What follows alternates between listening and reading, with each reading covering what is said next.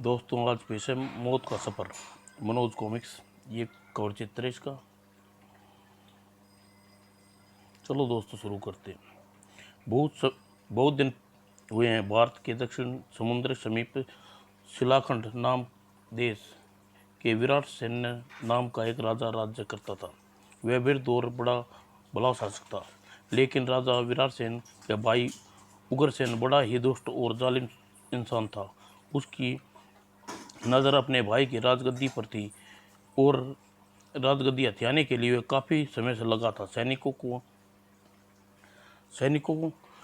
को अपनी ओर मिलाता चला आ रहा था, लेकिन एक दिन जब उसे विश्वास हो गया कि देश के सभी प्रमुख व्यक्ति, मुख्यमंत्री, सेनापति, राज दरबारी एवं उसके साथ है, तो उसने राजमहल पर अपना अधिकार जमा लिया और महल पर अपना अब हमारा अधिकार है, चलो अब बूढ़े विराट सेन को भी निमट ले। और राजमहल में राजा विराट सेन अब कुछ वफादार थे, जो उन्हें वक्त रहते राजा को आने वाले खतरे से आगाह कर दिया। महाराज उग्रसेन के सैनिकों के साथ यहीं आ रहा है, आप जल्दी से राजकुमार को लेकर यहाँ से निकल जाइए। हो सकता है वह आपके साथ साथ राजकुमार को भी मौत की घाट उतार दे। मुझे उस कमीने की नीयत पर पहले से ही संदेह था। सिपा सलार विक्रम सिंह, मुझे अपनी और चंद्र सेन की कोई चिंता नहीं है। मैं चाहता हूँ तुम इस समय राजकुमार को लेकर दक्षिण में स्थित काली पहाड़ी पर चले जाओ और जब तक वह जवान न हो जाए तब तक शिक्षा दीक्षा की जिम्मेवारी आवश्यक काम सुपुर्द कर लो। लेकिन महाराज, मेरी चिंता मत छोड़ो। विक्रम सिंह जब नीच के भय से मैं पीठ दिखाकर भागना नहीं चाहता। यदि मैंने ऐसा किया तो वह हमारी ताकत में अवकाश पाताल एक कर देगा और शायद हम दोनों में से कोई भी जीवित न बचे। तुम देर न करो, यह अंगूठी लो और यहाँ से तुरंत निकल जाओ। यह अंगूठी आवश्यक को दिखा देना, वह सारी स्थिति बता देना, वह तुम्हारी बात नहीं टालेगा। और स्थिति नाजुकता देखते हुए विक्रम सिंह ने बहस न करना उचित समझा और वह अंगूठी जेब में रखकर वह राजकुमार चंद्रसेन को गोद में उठाया और अब मेरे पीछे आओ, गुप्त दरवाजे से तुम्हें महल से बाहर निकाल देता हूँ।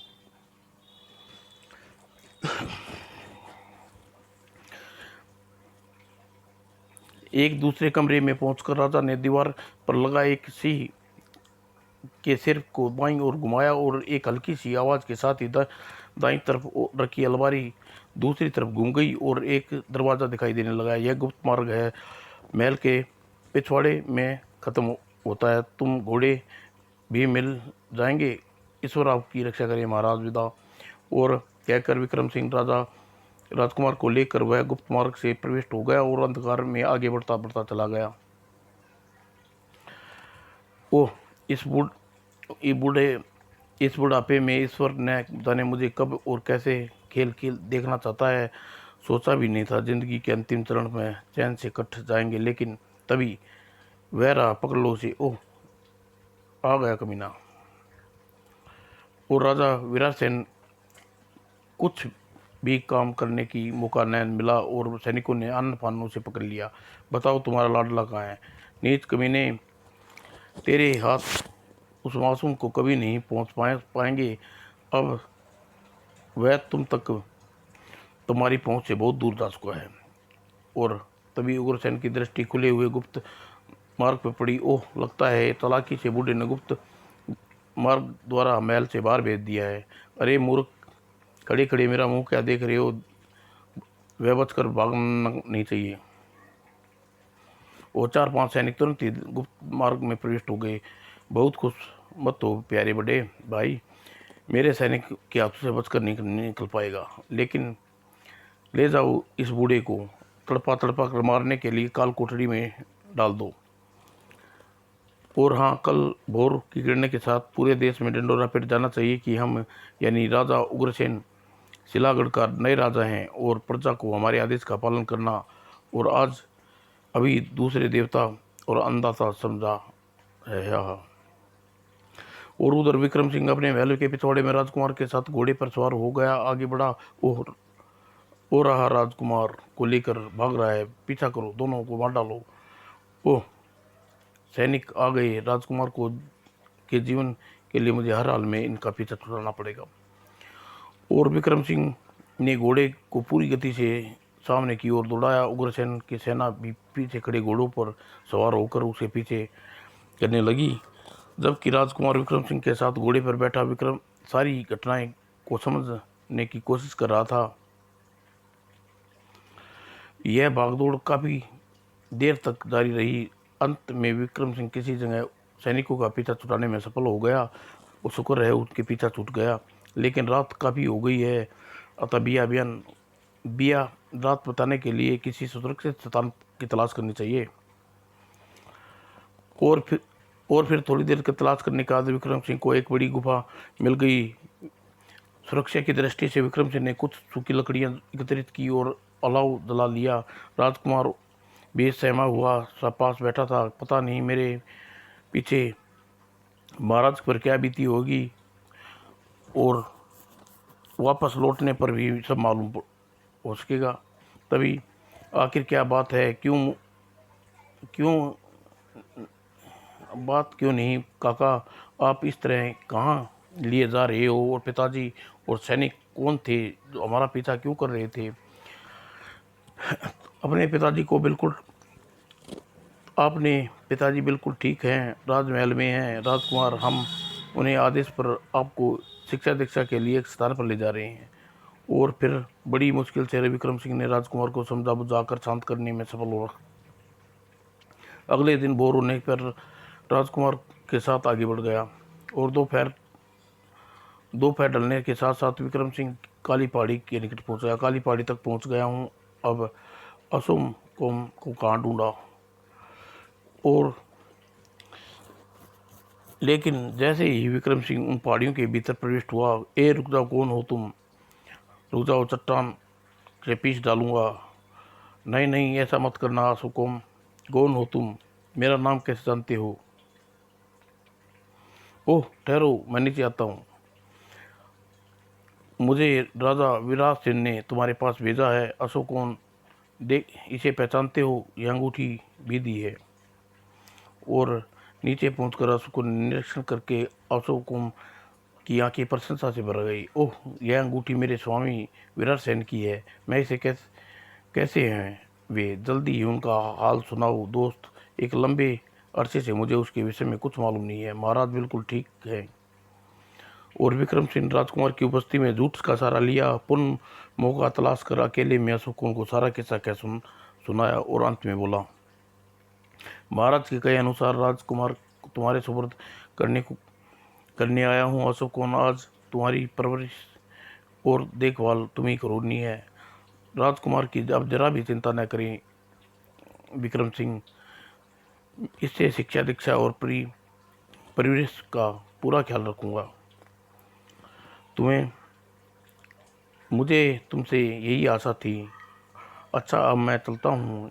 यदि एक सप्ताह के भीतर लौट कर ना हूँ तो समझ लेना महाराज और मैं संकट में पड़ चुके हैं। मुझे अफसोस है मित्र कि मैं इस बुरे समय में तुम्हारा स्वामी और तुम्हारी कोई मदद नहीं कर सकता, लेकिन ईश्वर ने से आप लोगों की कुशलता की प्रार्थना करता हूँ। और उसके बाद विशव सिंह अपने उनसे विदा लेकर घोड़े पर सवार होकर वापस लौट गया और अशोक को विक्रम सिंह को जाते देखता रहा और नजरों से ओझल नहीं हो गया। और उसके बाद वह राजकुमार को लेकर एक नन्ही सी गुफा में बने अपने आवास कक्ष में पहुंचा। तुम यहाँ बैठो राजकुमार, तुम्हारे लिए खाने पीने का प्रबंध करके लाता हूँ। हाँ, जल्दी लाओ, बहुत भूख लगी है, जोर से लगी है।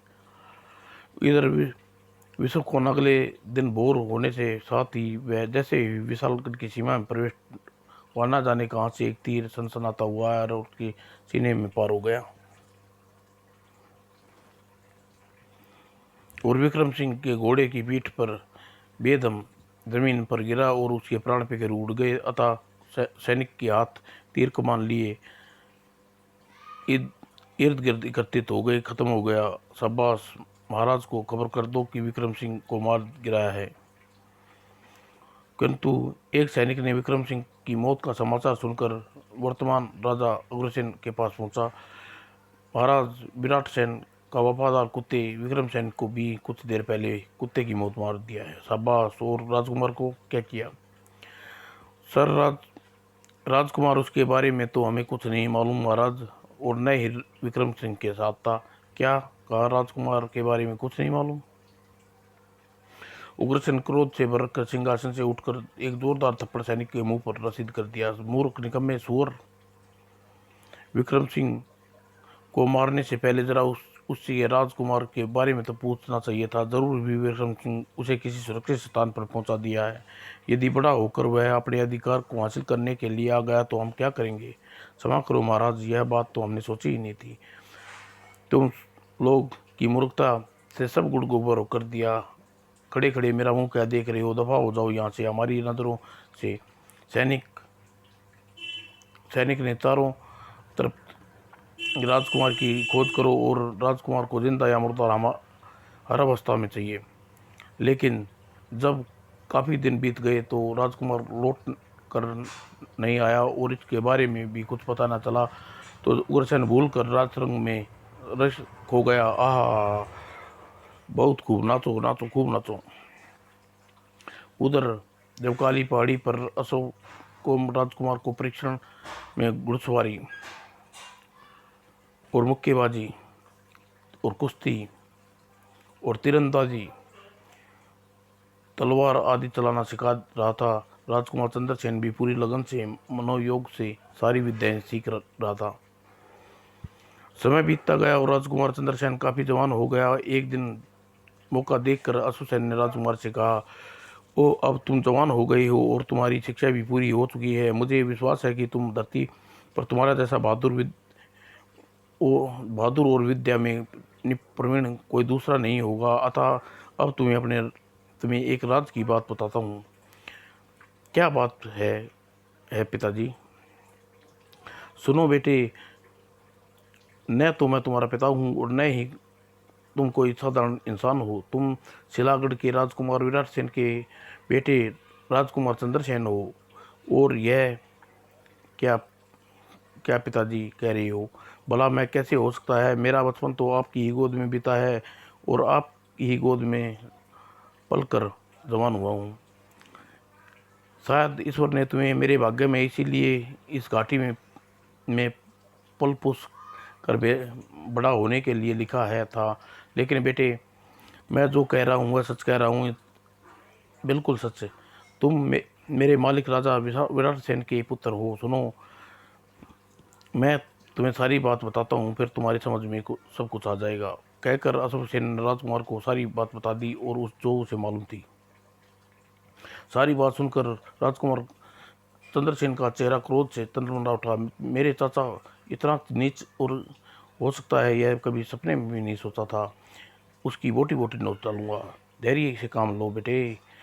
जब अब तुम्हें अपने देश में जाना है, वहां जाकर तुम्हें न केवल अपने दुष्ट चाचा के चंगुल से छुटाना है, अब तो अपने पिताजी को भी खोजना है। पता करना है इस समय जीवित है या नहीं। बस बस बस बाबा, आगे मत बोलिए। इस समय किसी अशुभ बातों सुनने के लिए नहीं, आपके समर्थ नहीं आ पा रहा हूँ। इसी समय आशीर्वाद देकर विदा कीजिए। मैं देश जल्दी से जल्दी पहुँच करने को आतुर हूँ। जाओ बेटा, मेरा आशीर्वाद तुम्हारे साथ है। ईश्वर तुम्हें रक्षा करे, मदद करे। और अशोक कीर्ति ने आशीर्वाद लेकर विदा लेकर चंद्रसेन उसी समय एक घोड़े पर सवार होकर वह सिल्लाल खंड की तरफ चल दिए पड़ा। चलते चलते चंद्रसेन को मार्ग में पड़ने एक घने जंगल में पहुंच गया। एक रात हो गई चुकी थी अतः वहीं रात काटने की सोची। चंद्रसेन ने घोड़े को एक पेड़ के नीचे तने से बांध दिया और मजबूत डाल पर सो गया।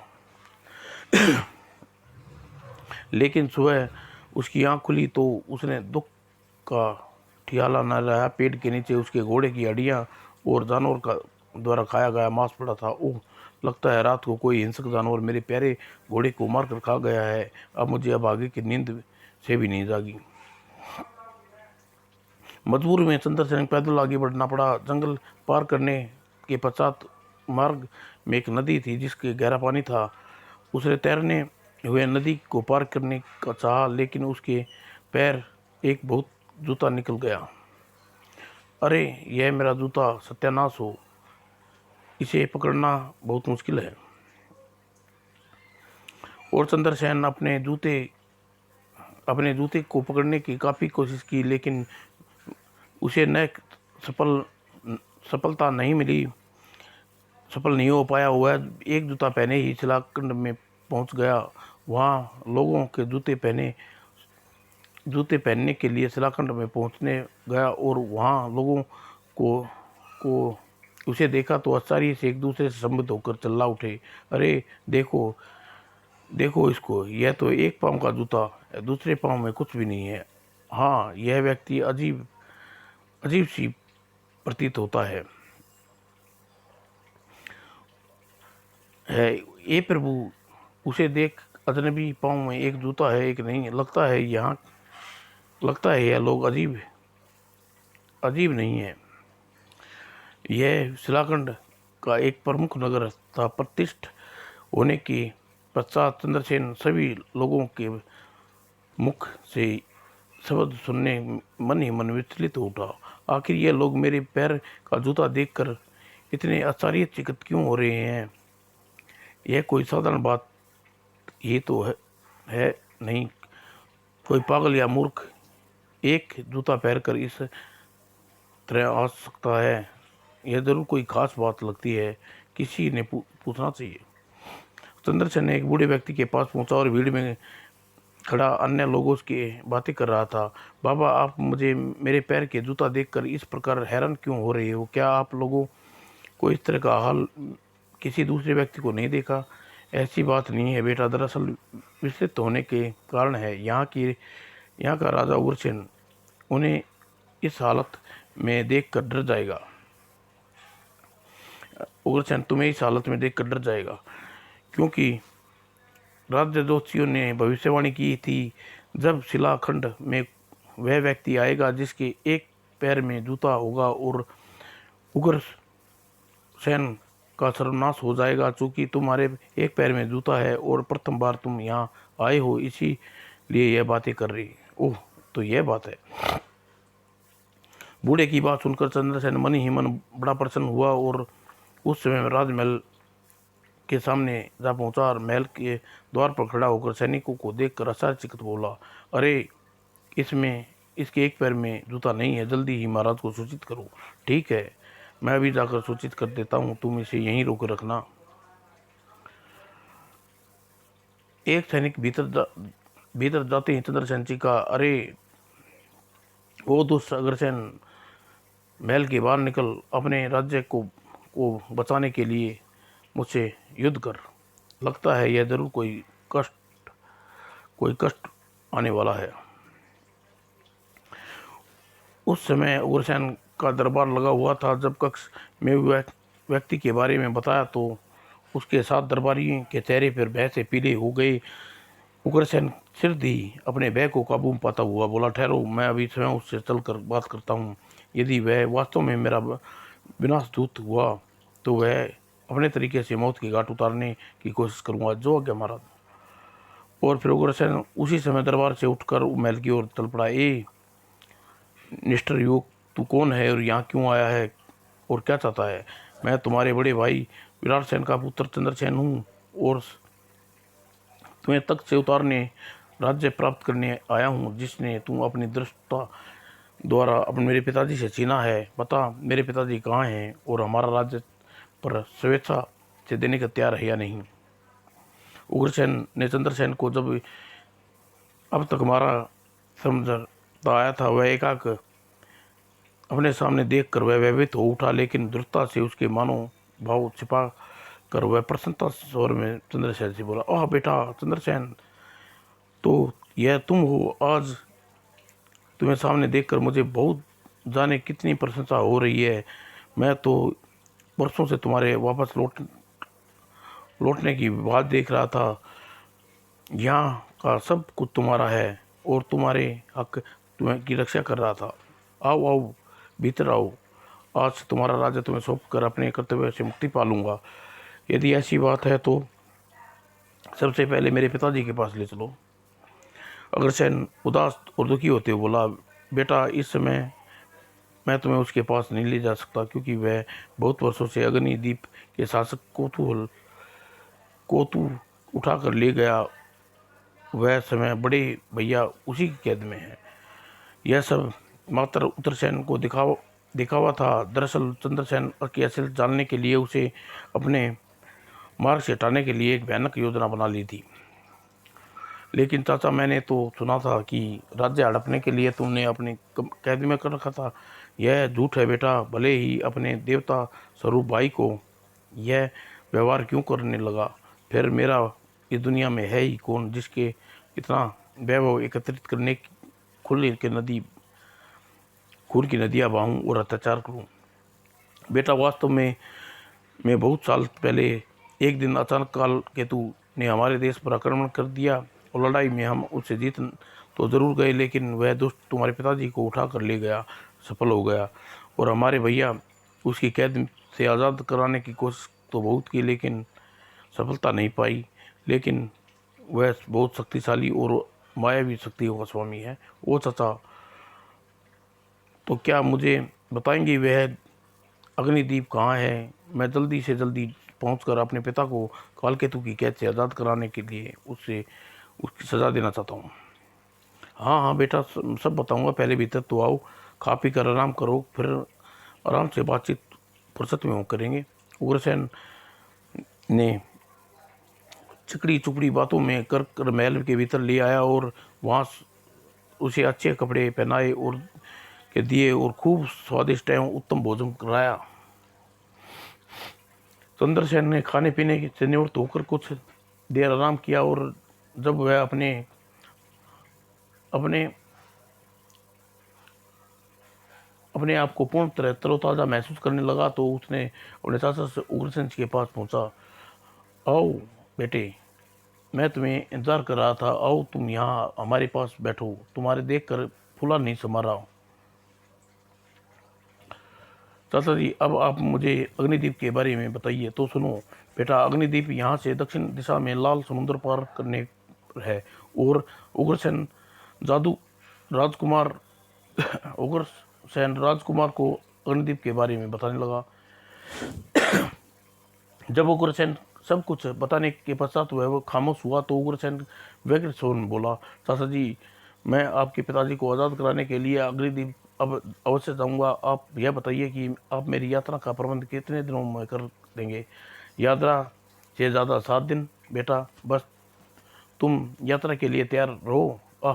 वह दिन मेरे लिए कितनी खुशी का दिन होगा जब बड़े भाई को देखकर ईश्वर करे मेरा बड़ा भाई सलामत हो। और उग्रसेन ने बड़ी जल्दी चंद्रसेन को यात्रा का प्रबंध करा दिया और ठीक 7 दिन बाद भीतर उसने एक बड़ा सा जहाज तैयार करवाया जिसमें मल्लाह के अलावा 50 सैनिक बैठे थे और यात्रा का नाम चंद्रध्वज रखा गया। और अच्छा चाचा जी, मुझे आशीर्वाद दीजिए, मैं अपने उद्देश्य में कामयाब होकर लौटूं। पिताजी मुझे वहाँ से कुशल मिल जाएं। जाओ बेटा जाओ, मेरा आशीर्वाद तुम्हारे साथ है। मैं तुम्हें तुम्हारी मदद के लिए 50 शक्तिशाली बहादुर योद्धा के साथ कर दिए हैं। खाने पीने का भरपूर सामान जहाज में लदवा दिया है। चाचा जी, आपने अपने चाचा का धन्यवाद अदा करता हुआ चंद्रसेन जहाज में सवार हो गया और जहाज रवाना होते ही जहाज को लंगर उठाया और अपनी मंजिल की ओर रवाना हो गए। तभी, महाराज, यह आपने क्या किया? अग्निदीप पहुंचकर क्या राजकुमार को असलियत का पता नहीं चल जाएगा कि महाराज विराट सेन काल केतु की कैद में नहीं है और आपने कैद किया है। हाँ, यह बात तुम नहीं समझोगे सेनापति। सुनो, पहले तो चंद्रसेन मार्ग में ही पेश आने वाले संकटों के कारण अग्निदीप में पहुंच नहीं पाएगा, और यदि पहुंच भी गया तो काल केतु के हाथों मारा जाएगा, क्योंकि काल केतु मेरा अभिन्न मित्र है और बड़ा ही जादूगर है। ओह, तो यह बात है। जैसे भी हो, राजकुमारी को अपने पिता के बारे में बात करेगा तो काल केतु समझ जाएगा कि मैंने उसे रास्ते से हटाने के लिए उसके पास भेजा है। फिर वह अपने तरीके से राजकुमार को मौत की घाट उतार देगा, तनिक भी देर नहीं लगाएगा, और फिर उससे मेरा पीछा छूट जाएगा। हा हा। और उधर 2 दिन तक चंद्रसेन सफर निर्विघ्न चलता रहा, और तीसरी रात और राजकुमार देखिए जल राक्षस। ओह, अति भयानक है। ऐसा जल जीव मैंने पहले कभी नहीं देखा। वह भयानक जीव अपनी पानी में तेजी से तैरता हुआ जहाज की ओर आया। गो गो गो। अपने अपने हथियार संभाल लो, जहाज पर आक्रमण करने आ रहा है। सावधान सावधान हो, होशियार संभाल लो, मुकाबले के लिए तैयार हो जाओ। और जब पहाड़ सा जीव उनके निकट पहुंचा था, समुद्र में तूफान आ गया और जहाज लहरों ऊंची ऊंची उठने लगी। ठीक उसी समय तिनके के समान डोलने लगा। और उसकी आंखों में का निशाना लगाओ, वह बचना नहीं चाहिए। और राजकुमार ने सभी योद्धाओं को अपने हथियार उस पर पहाड़ शरीर दानव पर, जीव पर, मुंह पर, आंखों पर लक्ष्य लेकर चलाने लगे। वह जीव आक्रमण से घायल होकर बुरी तरह हुआ, लेकिन मरा नहीं। घायल होने के वह अधिक भयंकर खुखार जहाज पर अधिक क्षतिग्रस्त करने में जुट गया। वह मुंह से निकलने वाली लपटें जहाज पर कई जगह आग लगा चुका थी, और इस जीव पर किसी तरह का काबू नहीं पाया जा सकता था, बल्कि जहाज को तो नष्ट कर देगा, किसी तरह इसके सिर तक पहुंचना चाहिए। और अगले ही पल राजकुमार तेजी से जहाज के मुस्तल पर चढ़ गया, और जहाज के जीव मुस्तल पर चढ़ गया और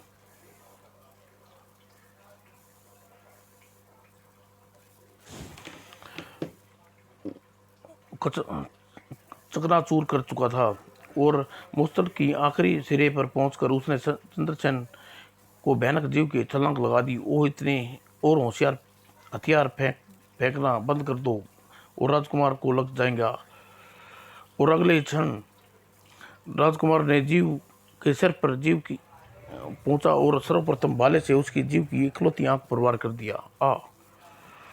और आंख फूटते ही वह भयंकर जीव अंधा हो गया और उसे बुरी तरह हाथ पैर फटकने लगा, और राजकुमार को तलवार पागलों की भांति उसकी वार करना आरंभ कर दिया। और राजकुमार चंद्रसेन का अर्थात परिश्रम आखिरकार रंग लाया, और पहाड़ जैसा शरीर जीव भयानक जीव लहूलान होकर छितर हो गया और कटे हुए वृक्ष की तरह समुद्र में गिरा। और पता नहीं, देखते ही जहाज के मौजूद सभी व्यक्ति प्रशंसा से चिल्ला उठे। लेकिन जानवर को समुद्र में गिरने से पहले राजकुमार जानवर के शरीर से छोड़कर हवा में कल्लाबाजी खाता हुआ जहाज पर पहुंच गया। राजकुमार जिंदाबाद। राजकुमार, आपके कारण हमारी जान बच गई। ऐसा ना बोलो, कहो यह सब प्रभु की कृपा से हुआ है, लेकिन ईश्वर ने शायद कुछ और ही मंजूर था। उस भयंकर जीव से विजय हासिल करके खुशी खुशी वे आगे पूरी तरह जाना भी नहीं थे कि एकाएक तेज हवा चलने लगी। उफ, तूफान आने वाला है, जल्दी पाल गिरा दो। और राजकुमार का विचार ठीक निकला। उसी समय तेज हवा का तूफान धारण कर लिया, और तूफान भयंकर लहरें एक बार फिर तिनके के समान डोलने लगा। हे ईश्वर मदद करो, हे प्रभु मदद करो। तूफान रात भर रहा। सुबह तूफान शांत हुआ। ईश्वर की कृपा से उन्हें कोई जान माल की नुकसान नहीं पहुंचा, लेकिन तूफान के कारण उनका जहाज मार्ग से भटक गया। ओह, पता नहीं हमारा दास भटक गया है।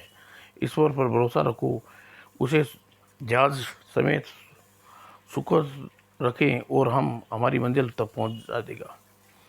परंतु जब कई दिनों तक सफ़र करते रहने के बावजूद भी उसे दूरी तथा ज़मीन का कोई निशान नहीं दिखाई नहीं दिया तो उनके चेहरे मुरझा गए। 24 घंटे के भीतर भीतर धरती नहीं मिली तो हमारी सारी बची खुची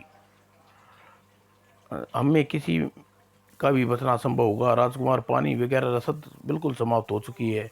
हम भूखे 24 घंटे और काट सकते हैं। समय बीतने के साथ साथ राजकुमार भी व्याकुल बढ़ता गई और दूर दूर तक उसे धरती का नामो निशान नजर नहीं आया। मल्लाह ने भी जीवित रहने की आशा छोड़कर चप्पू चलाना बंद कर दिया। अब क्या करें? भाग गए इसी तरह सिसक सिसक कर मरने लिखा था। प्रभु, तू भी अपना चमत्कार दिखा। और तभी अचानक एक बुरी तरह चौंक गए। जहाज बिना पतवार के चलने एक तरफ बढ़ने लगा। राजकुमार, हमारा जहाज बिना चप्पू चलाए तीव्र गति से आगे बढ़ रहा है। देखो, शायद हमें जल्दी ही फिर किसी खतरे की तरफ सामना करना पड़ सकता है। सावधान हो जाओ। और सिर दी उनके लिए आश्चर्य के खुशी का रूप धारण कर लिया। ओ धरती, किनारा मिल गया। हे ईश्वर, हमारा लाख लाख शुक्र है। कोई टापू मालूम पड़ता है। और दूसरे ही किंतु उनका जहाज धरती के किनारे पर लगा था कि आश्चर्य और खुशी का माहौल का रूप धारण कर लिया। आश्चर्य और खुशी ने बौखलाहट का रूप धारण कर लिया। अरे बाप रे राक्षस, लगता है हमें किसी भयानक स्थान पर पहुंच गए हैं। जल्दी अपने हथियार संभालो। सभी मल्लाहों और योद्धाओं ने राजकुमार के उन राक्षसों का मुकाबला करने की कोशिश की, लेकिन बेकार। उन राक्षसों ने उन्हें कोई पुतलों के समान अपने हाथों में उठा लिया और एक तरफ बढ़ने लगे। हाय हाय, यह क्या हो गया? और दैत्य लेकर उन्हें एक बहुत ही विशाल किले के निकट पहुंचे। यह तो कोई देश मालूम पड़ता है, लेकिन कौन सा? दैत्य उस किले के भीतर प्रविष्ट हुए। किले के भीतर एक बहुत बड़ा नगर बसा हुआ था। उसे कुछ देर तक विभिन्न मार्गों से गुजरते हुए दैत्य को लेकर एक बड़े और आलीशान महल के सामने पहुंचे, जिसमें से एक बुर्ज पर एक डडील बोना कुछ सैनिक के साथ खड़ा था। शायद वह किसी देश का राजा था। इन्हें धरती पर छोड़ दो, जो आज्ञा स्वामी। और डडील बोने के आदेश पर सभी दैत्य ने राजकुमार आदि को धरती पर छोड़ दिया और वापस लौट गए। उन्हें धरती पर लौटते देख सैनिक आगे घेर लिया। सेनापति, इन नए गुलामों को कुछ बैल की बाकियों बंजर भूमि को जोतने के लिए लगा दो। जो आज्ञा महाराज। सैनिकों, इन 4 को यहीं छोड़ दो, बाकियों को बंजर भूमि पर ले जाओ। जो आज्ञा सेनापति। और सैनिक राजकुमार सहित अन्य 4 व्यक्तियों को छोड़कर बाकी को खदेड़ कर एक और ले जाने लगे। अरे तुम 4 मेरे साथ आओ, लेकिन सावधान, कोई गड़बड़ करने की कोशिश न करने, वरना मर जाएगा। और सैनिक राजकुमार आदि को लेकर महल के द्वार की ओर बढ़ गए। उसी समय महल के कोने में एक झरोखे में एक सुंदर रूपती वह दृश्य देख रही थी। पता नहीं कौन ईसा भागे जो मेरे पिताजी के जुल्मों का शिकार होना पड़ा। और वह सुंदर राजकुमारी चंद्रसेन को नजर देखने रूप यौवन से मुग्ध हो उठी। ओह, यह तो रूपवान है एवं शक्तिशाली युवक है। अवश्य ही मदद करूंगी। पता नहीं वह कैसे यहाँ आ फंसा। खैर, इसे महल में काम काज करने के लिए रखा गया है। रात को इससे छुपकर मिलूंगी। उधर सेनापति राजकुमार और तीनों साथियों को महल में ले जाकर बड़े महल की सफाई करने का काम लगा दिया। और राजकुमार आदि स्थिति देखते हुए बिना किसी विरोध किए ही अपने काम में जुट गए। पहले पता करना कब और कैसे छुटकारा मिलेगा। वो सारे काम करने के पश्चात रात को खाना चंद्रसेन को दिया गया और खाना खाकर वह कोठरी में सो गया। केवल उसे रहने के लिए दी गई थी। बाकी तीनों साथियों को भी रहने के लिए अलग अलग कोठरियाँ दी गई थी। लगभग आधी रात को कोठरी के दरवाजे को खुलने की मद्देसी आवाज़ सुनकर अचानक राजकुमार की आंखें खुली और शी, कौन हो तुम? आप इतनी रात गए क्यों आई हो? मैं इस देश की राजकुमारी चंद्रलेखा हूँ, तुम्हारी मदद करने आई हूँ। ओह, क्या आप बता सकती है कौन सा देश है? यह अग्निदीप है और इस समय तुम मेरे पिताजी यानी यहाँ के राजा कालकेतु के कैद में हो। क्या? अग्निदीप? अग्निदीप और कालकेतु का नाम सुनकर राजकुमार के चेहरे पर प्रशंसा से खिल उठा। हे ईश्वर देव, तेरा लाख लाख शुक्र है, तूने मुझे मेरी मंजिल तक पहुंचा दिया। हे नौजवान, तुम अग्निदीप का नाम सुनकर चौंके क्यों और सोचने लगे? क्या तुम अपने बारे में बताने का कष्ट करो? मेरा नाम राजकुमार चंद्रसेन है राजकुमारी, और मैं अपने देश शिलाखंड से तुम्हारे देश अग्निदेव के लिए चला था। राजकुमारी, क्या बात है? तुम बता सकती हो कि तुम्हारे पिता ने मेरे पिताजी को कैद कहाँ रखा है? पहले पहले तो तुम्हें विश्वास नहीं कि तुम्हारे पिता मेरे पिता की कैद में होंगे, और यदि ऐसा कुछ है तो इस संबंध में कुछ नहीं जानती। कहने के बाद राजकुमारी ने सारी आपबीती सुनाई। उसके उसके आने के उद्देश्य भी बता दिया। यह इसका मतलब यह हुआ कि तुम्हारे पिताजी को बात अत्यंत गुप्त और केवल वही बता सकते हैं उन्हें मेरे पिताजी को कहाँ कैद रखा है।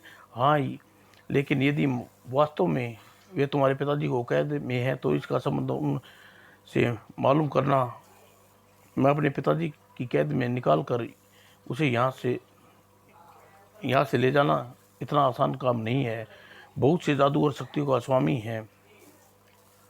ओह, तो फिर मुझे क्या करना चाहिए? क्या आप इसका काम में मेरी मदद कर सकती हैं? हाँ, मैं बिल्कुल इसी शर्त पर तुम्हारी मदद कर सकती हूँ कि तुम अपने उद्देश्य में सफल होने के पश्चात मुझे से विवाह करना होगा। मैं तुम्हारी शर्त स्वीकार है राजकुमारी। मैं वचन देता हूँ कि मैं अपने पिता को आज़ाद कराने के तुमसे विवाह कर लूँगा। मैंने सुनो, मैं अपने पिता से आज़ाद कराने का सर्वप्रथम तुम्हें मेरे पिता को जादुई शक्ति नष्ट करनी होगी। ये शक्तियाँ महल के बाहर उच्च 500 गज दूर खड़े एक पेड़ की लटके विचित्र से पुतले के स्थान पर रखी है। उस पुतले के सिर पर हाथी उस पुतले का सिर 3 हाथी का है और धड़ एक कमजोर बोने का। लेकिन उस पुतले की रक्षा के लिए एक आग उगलने वाला अजगर के अलावा वृक्ष की फूलों की मोटी मोटी सैकड़ों भयंकर शस्त्र सैनिक हैं भी मौजूद है। उस पुतले की गर्दन कटने के बाद ही उन राक्षसों का मुकाबला करना होगा। लेकिन इतना पहरेदार से मैं उस महल से निकलूंगा कैसे? यदि निकल भी गया तो उस आग उगलने वाले अजगर को मायावी सैनिकों का मुकाबला कर उस पुतले की गर्दन किस प्रकार काट पाऊंगा?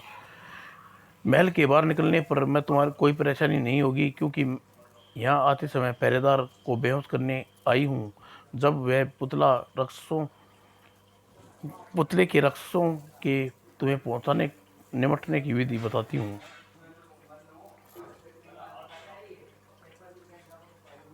राजकुमारी कहकर राजकुमारी चित्ररेखा ने अपने जूड़े का एक फूल अपने वस्त्र में एक डब्बी निकालकर उसे राजकुमार को देते हुए बोली, इस डिबिया में ऐसी महक है जिससे शरीर पर मसलने के बाद तुम्हारे शरीर से किसी अग्नि प्रभाव में नहीं पड़ेगा। महल में बाहर निकलने से तुम इस महक से अपने शरीर को मल लेना। अब बताओ, सुनो, अब आगे सुनो। जब अजगर तुम्हें आग उगलता हुआ तुम पर झपटेगा तो तुम भयभीत हुए बिना उसके निकट पहुंचकर उस अपनी तलवार से उसकी गर्दन काट देना और वह कटे हुए मुंह में प्रविष्ट हो जाना, और मरते ही पेड़ पर लगे फूल एकदम से बुल्क बुल्क करके धरती पर गिरने लगेंगे और सैनिक में परिवर्तन होकर तुम्हारी तलाश करने लगेंगे। तब तुम फूल को उन पर फेंक देना और फूल ऐसी गंध है जिससे सब एकदम पागल हो जाएंगे और किसी न किसी को समय एक दूसरे से लड़कर मरकट जाएंगे। उसके बाद आसानी से तुम पुतले का सिर काट कर मेरे पिताजी को दूसरी जादुई शक्तियां का समाप्त कर सकते हो। राजकुमार की बात सुनकर राजकुमार के मन ही मन प्रशंसा हुआ। तुम्हारा यह एहसान मैं कभी नहीं भूलूंगा राजकुमारी। एहसान बेशक भूल जाना राजकुमार, लेकिन मेरा अपना वचन मत भूलना। अब देर न करो, तुरंत ही माल के बाहर निकल जाओ। यदि यदि पहरेदार को होश आ गया तो वह कुछ नहीं कर पाओगे। और उसके बाद राजकुमारी चित्रलेखा वहाँ जैसे ही वहाँ से आई वो वापस लौटी गई और उससे जाने के बाद राजकुमार भी कोठरी से बाहर निकल कर अपने मार्ग चल दिया और महल के बाहर जाता था। कोठरी के निकट पहुंचकर उन्हें अपनी तलवार अपनी तलवार साथ ली और उससे सैनिकों को उससे ने लिया था। और महल के बाहर निकलते ही राजकुमार ने वास्तव में कोई दिक्कत नहीं पेश आई और महल के सारे पहरेदार उसकी गंध से बेहोश हो गए और बाहर निकलकर वह डबिया से मरहम निकाल कर अपने शरीर पर मली और उत्तर से 500 गज पश्चात वह वृक्ष के निकट पहुंचा जिस पे जादूगर ने दुष्ट शक्ति का काला पुतला लटक रहा था। वही है वह जादुई शक्तियों को पुतला जिसे मुझे अपने जीवन अब मुझे उसकी गर्दन काटनी है, इससे पहले कि अजगर की गर्दन काटनी होगी। तभी वह पेट से लिपटे विशाल अजगर भयानक अजगर ने मुंह से आग लपटता हुआ राजकुमार की तरफ के निकट आग का झपटा। वास्तव में इसके मुंह से आग निकल रही है। यह आग मुझ पर कोई असर नहीं होगा, ऐसा लग रहा है जैसे ठंडी फूंक मार रहा है। और फिर राजकुमार ने समय नष्ट न किया और अजगर को निकट पहुंचकर तलवार के एक भरपूर वार उसकी गर्दन पर किया और अजगर की कटी गर्दन में जैसे ही गिरी और उसके मुंह में घुस गया। और फिर पेट पर लगे फूल जड़ जड़ कर नीचे धरती पर गिर रहे थे। सैनिक के रूप में परिवर्तन हो गए। अब मुझे यह फूल का अपना काम में लेना होगा। और देखते ही देखते असंख्य शस्त्र देने वाले राजकुमार के चित्र सा दिया और फूलों ने उस सैनिकों पर फेंक दिया और उसकी तलाश कर रहे थे। उस फूल का उन पर गिरना सैनिकों को पागल एक दूसरे पर टूट पड़े और भयानक मारकाट मच गई। और फिर सारे के सारे सैनिक आपस में लड़ कर मर गए। राजकुमार ने अजगर के मुंह से बाहर निकला और निश्चित वो पेड़ के डाल पर पहुंचा और जादुई पुतले की ओर बढ़ गया। उसने पुतले को कालकेतु उस उसने जादूगर कालकेतु को अपने कक्ष में पहुंचकर गहरी नींद सो रहा था। अचानक ही उसे तेज अदृश्य आवाज सुनाई दी। उसकी नींद टूट गई। ओह सावधान कालकेतु, सावधान, मनुष्य तुम्हारी सारी जादुई ताकत नष्ट करने जा रहा है। नहीं नहीं, ऐसा नहीं हो सकता। और अलग अगले ही पल वह महल के निकलकर पूरी शक्ति से उस दिशा की ओर दौड़ पड़ा जिसके जादुई शक्तियों का पुतला पेड़ पर लटका हुआ था। मैं उस दुष्ट को जिंदा नहीं छोड़ूंगा, मेरी जादुई शक्तियों को नष्ट करना चाहता है। और इधर राजकुमार ने पेड़ पर चढ़कर उस लटके हुए पुतले के सिर को अलग पर वार कर डाला और पुतले का सिर कटता जैसे ही चमत्कार हुआ, पुतले के साथ साथ अजगर और वहाँ समझ सैनिक गायब हो गए और राजकुमारी ने स्वयं को धरती पर खड़ा पाया। आश्चर्य है, सब कुछ गायब हो गया। ऐसा लग रहा है जैसे पुतले को नष्ट होते ही यहाँ की सारी मायावी शक्ति खत्म हो गई है। महल में पहुंचकर अपने पिता को आज़ाद करवाने की तरकीब करनी पड़ेगी। और राजकुमार वहाँ से वापस लौट पड़ा। तभी उसे थोड़ी दूर ही पहुंचा था कि उसका सामना दौड़ते हुए अति राजा कालकेतु से हुआ। अरे दुष्ट गुलाम, तू ही है वह जिसने मेरी शक्ति को नष्ट करने का इरादा रखता है। ठहर जा, मैं अभी तुझे मौत के घाट उतारता हूँ। हाँ हाँ जरूर, कोशिश करके देख लो मूर्ख जादूगर। क्रोध में भरे कालकेतु ने अपने हाथ में थमे त्रिशूल को हवा में उठाया और जोर जोर से कुछ बोलने लगा।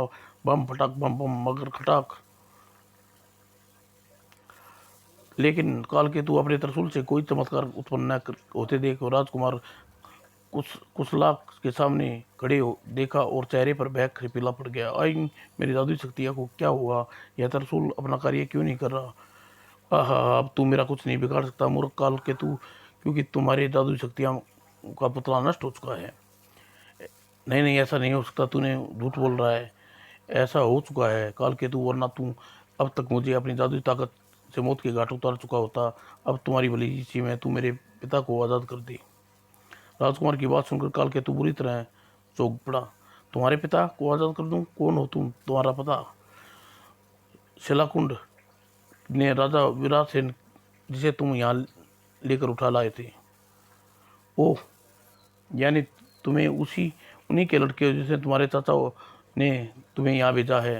हाँ, ठीक कहा। अब तुम जल्दी बताओ, तुम मेरे पिता को आज़ाद करने को तैयार हो या ना तुम्हारी गर्दन धड़ से काट दूं?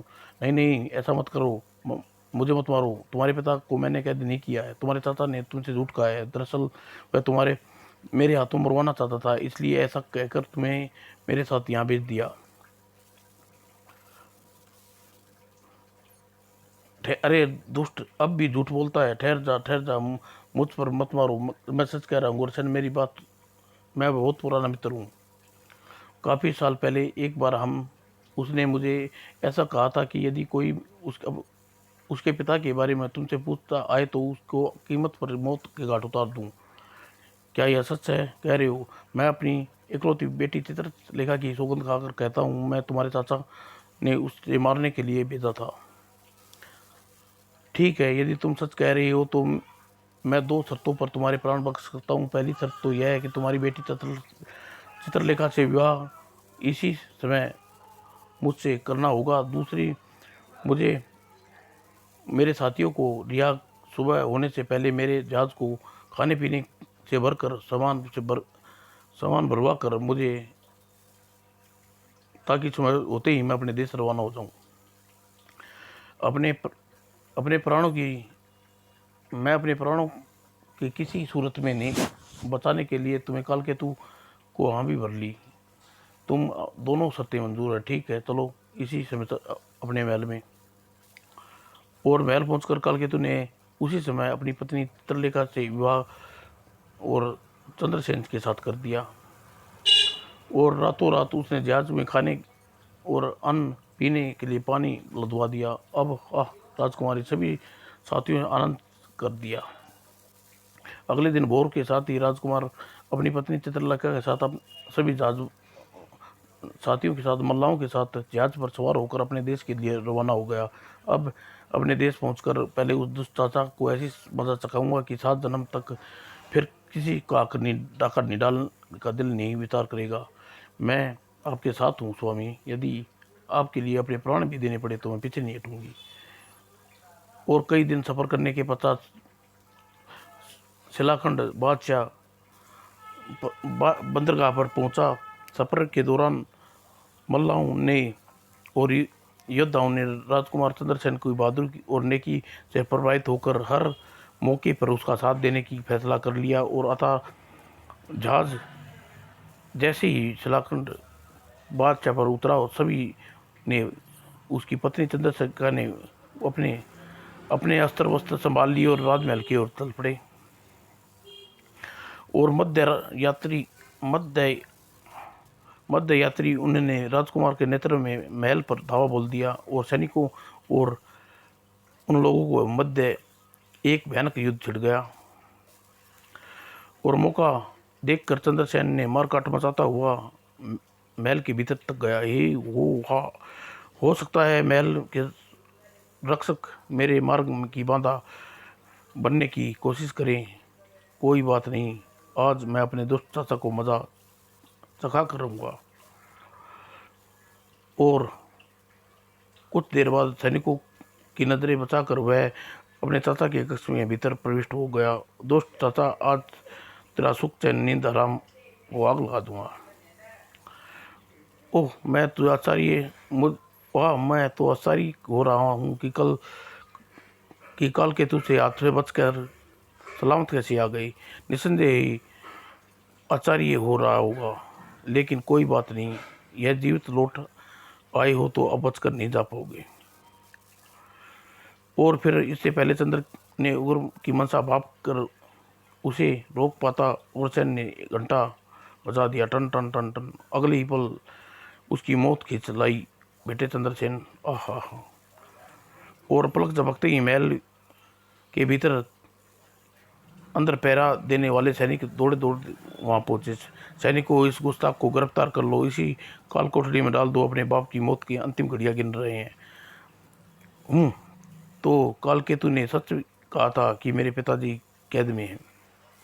परंतु उस समय उग्रसेन के साथ साथ राजकुमार चंद्रसेन यह आचार्य का ठिकाना नहीं रहा। जब उसके बजाय सैनिक आदेश का पालन करने के अपने सतान सिर झुकाए खड़े रहे।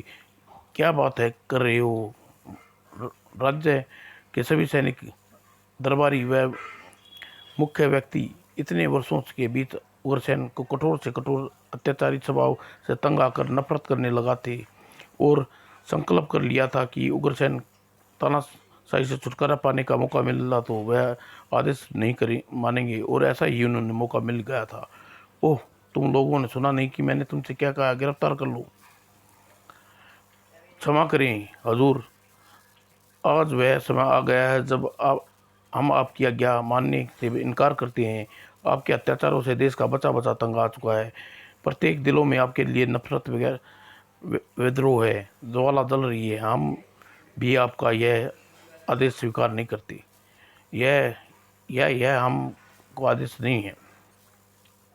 सैनिकों की बात सुनकर उग्रसेन को जैसे गस आ गया और स्थिति को अपने पक्ष में देखकर राजकुमार उग्रसेन के भयंकर हाथ चला। हा, देख लिया चाचा, आज तुम्हें वफादार तुम्हारी ही दुष्टता और दुष्कर्म के कारण तुम्हारे दुश्मन बन बैठे हैं। तुम्हारी दुष्टता की शक्ति, कोई शक्ति मेरे हाथों से नहीं मरने से बचा सकती। चलो, मरने के लिए तैयार हो जाओ। नहीं नहीं, तुम मुझे नहीं मार सकते, मैं तुम्हारा सगा चाचा हूँ। मेरे पिताजी तुम्हारे सगे भाई थे, फिर तुमने उसका सब कुछ लूट कर उसे एड़िया रगड़ने मरने के लिए काल कोठरी में क्यों डाल दिया? मुझे माफ़ कर दो बेटे, मुझे प्राणों की भीख मांगता हूँ। मुझे राज्य वापस करने के लिए तैयार हूँ। उग्रसेन और सामने रोया गिड़गिड़ाया, लेकिन चंद्रसेन ने धोखेबाज को जरा भी दया न की। दुष्ट, मौत तेरे लिए उचित सजा है। यह तेरी खून से राजमहल अपवित्र से शुद्ध होगी। और उग्रसेन की मौत के बाद अति तेज आवाज़ें से शांत हो गई और युद्ध करते सेनापति को आदेश देकर युद्ध बंद कर दिया। सैनिक को इस नीच की लाश को ले जाकर नजरों को बीच चौराहे पर लटका दो, ताकि भोर की किरणों के साथ ही प्रजा व्यापक आतंक समाप्त हो जाए और नया सवेरा उनके लिए खुशियाँ लेकर आए। उसके बाद राजा ने राजकुमार से सर्वप्रथम अपने पिताजी को कालकोठरी से आज़ाद कराया। इतने वर्षों बाद कैद उन्हें कंकाल का जर्जर कर दिया था। जब उसे यह पता चला कि आज़ाद कराने वाला स्वयं उसका बेटा है, तो उसने अपने सीने से लगाकर आंखों पे प्रशंसा के आंसू दिखलाई। आह मेरे लाल, पिताजी, यह कैसे दशा बना दी है आप उस फाजी ने आपकी। और भोर होने के साथ ही प्रजा की सारी बात मालूम हो गई और खुशी से पागल होती महल के सामने एकत्रित हो गई। प्रशंसा से झूमती अपने राजा और राजकुमार को जय जयकार करने लगी। महाराज वीरासेन अमर रहीम, राजकुमार जिंदाबाद। और बाद में राजकुमार चंद्रशैल पत्नी चित्रशिला के साथ पिता के साथ सेवा करता हुआ अनेक वर्षों से आनंदपूर्ण अपना जीवन गुजारा। समाप्त दोस्तों।